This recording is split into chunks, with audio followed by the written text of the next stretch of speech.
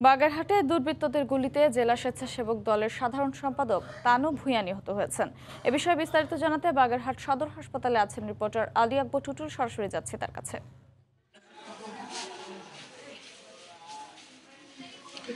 বাগেরহাটে জেলা স্বেচ্ছাসেবক দলের সাধারণ সম্পাদক নূরে আলম তানু ভূঁইয়া কিছুক্ষণ আগে দুর্বৃত্তদের গুলিতে সে কিন্তু নিহত হয়েছে।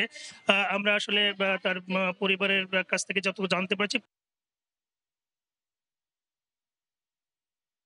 কিছুক্ষণ পরেই কিন্তু তারা বাসার কিছু দূরে একটি পূর্ব বাসাবাড়ি এলাকায় আর সেখানে গিয়েছিলেন। এরপরেই কিন্তু তাকে কিন্তু পরপর কয়েকটা গুলি করে তাকে পরেই কিন্তু তারা বাসার কিছু দূরে একটি পূর্ব বাসাবাড়ি এলাকায় আর সেখানে গিয়েছিলেন। এরপরেই কিন্তু তাকে কিন্তু পরপর কয়েকটা গুলি করে তাকে দুর্বৃত্তরা পালিয়ে যায়। এরপরে কিন্তু লাশ তারা ওখান থেকে হাসপাতালে নিয়ে আসার পরে হাসপাতালের যে চিকিৎসক রয়েছেন তারা কিন্তু এখানে মৃত ঘোষণা করে।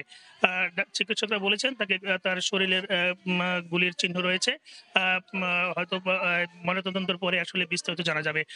তবে হাসপাতালে আমরা এসে দেখেছি তার এখানে দলীয় নেতাকর্মী এবং স্বজনরা কিন্তু এখানে উপস্থিত হয়েছে। তাদের আসলে নিহতের পরিবারের যে স্বজনদের আহাজারিতে আসলে এক ধরনের হৃদয় বিদারক সৃষ্টি হয়েছে।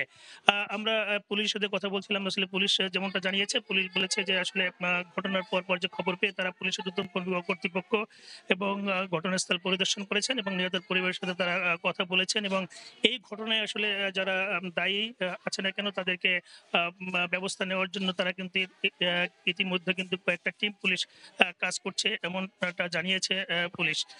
আমরা আসলে পরিবারের যে বরাত দিয়ে যেটা আমরা এখন পর্যন্ত জেনেছি যে স্থানীয় তারা এই যারা এর সাথে জড়িত তারা কিন্তু স্থানীয় এবং কয়েকজনের নাম তারা বলেছে।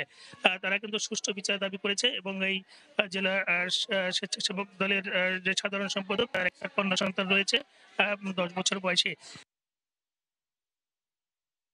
পুলিশ প্রশাসনের প্রতি তারা আহ্বান জানিয়েছে। এই ছিল আমার কাছে বাগেরহাট সদর হাসপাতাল থেকে নিয়ে সবচেয়ে খবর। সরাসরি যুক্ত ছিলাম বাগেরহাট সদর হাসপাতালে।